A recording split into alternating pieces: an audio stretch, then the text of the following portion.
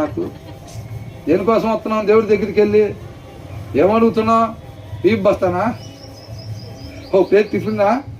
ఏమడుగుతున్నాం? దావీదు ఏమడుగుతున్నాడు? అది కాబట్టి మన ధ్యాస ఎక్కడుంది?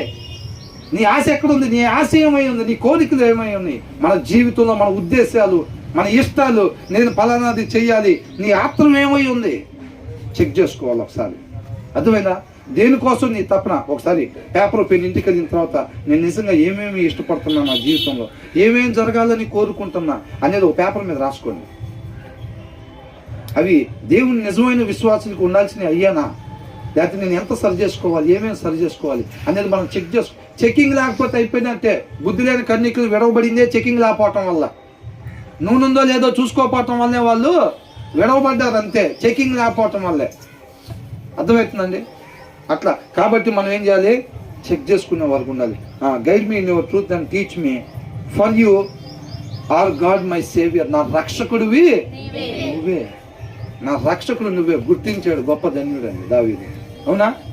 మనం ఏం చేస్తాం? సృష్టికర్త ఒక ఆయన ఉన్నారన్న విషయం మర్చిపోయి మన ఇష్టానుసారంగా పక్కన వాళ్ళతో పోటీ పడి, వీళ్ళ పక్కన వాళ్ళతో పిల్లల్ని వాళ్ళతో పాటు చదివించాలి, వాళ్ళకి మనం కూడా రేస్లో వాళ్ళని చూసి పరిగెడతాం. మన చూపు అంతా వాళ్ళకెళ్ళి, వీళ్ళకెళ్ళి, ఇంటి వెనకాల వాళ్ళకెళ్ళి, ఇంటి ముందు వాళ్ళకెళ్ళి, ఏమాత్రం తగ్గేదే లేదు. మనం పరిగెట్టాలి. అదెప్పుడు చూసేది? ఇంకా అదెప్పుడు చూసేది? అవునా? మనం ఎవరి చిత్తాన్ని నెరవేర్చడానికి ఉండాలి? మన సొంత ఇష్టాన్ని నెరవేర్చుకునేవాడు అటు చూస్తాడు, ఇటు చూస్తాడు, ముందు చూస్తాడు, వెనక్కు చూస్తాడు. అవునా? వాళ్ళు క్రీస్తుని పోలి జీవించేవాళ్ళు కాదు. క్రీస్తు ఏమంటున్నారు? నా ఇష్టాన్ని నెరవేర్చుకుంటాక నేను రాలేదు, నన్ను పంపిన ఆయన చిత్తాన్ని, ఆయన ఇష్టాన్ని. ఆయనకి ఏమేమి ఇష్టం పరిశీలిస్తున్నా. తండ్రికి ఏమేమి ఇష్టమో, ఆయన నా మహిమ కొరకు ఏది ఇష్టమో పరిశీలనగా తండ్రిని తెలుసుకుంటా ఆయన ఇష్టాన్ని ఇష్టంగా చేసుకుని ఆ ఇష్టం కొరకే ఈయన తపన పడతామన్నాడు.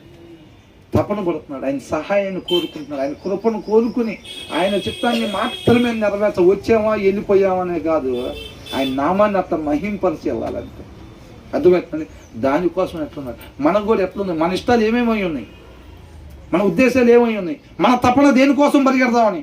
ఆరోగ్యం బాగియాలని అంటున్నావు, సరే ఆరోగ్యం బాగిస్తే దేనికోసం పరిగెడదామని? మళ్ళీ పరిగెడతామా? ఆ కారు అమ్మేసి పెద్ద కారు కొందామని, దానిపైన ఇంకో ఫ్లోర్ వేయటానికి, ఇంకొక బంగారు వస్తువు కొనడానికి పరిగెడదామా? ఆరోగ్యం ఇస్తే పరిగెడదామా? దానికోసమే ఆరోగ్యం అడుగుతుంది. మరి దేనికోసం అడుగుతున్నాం? అది మన ఇష్టాలు ఏమైనా. దావీదుని తీసుకుపెడుతున్నాడు దేవుడు, పరిశుద్ధాత్మ దేవుడు తీసుకొచ్చి దావీదుని మన ముందు పెడుతున్నాడు. ఆయన ఇష్టాలు ఇవి ఉన్నాయి. ఆయన నా హృదయానుసారుడు, ఆయన నాతో పాటు ఖచ్చితంగా ఉంటాడు. అవునా? కాబట్టి మనకు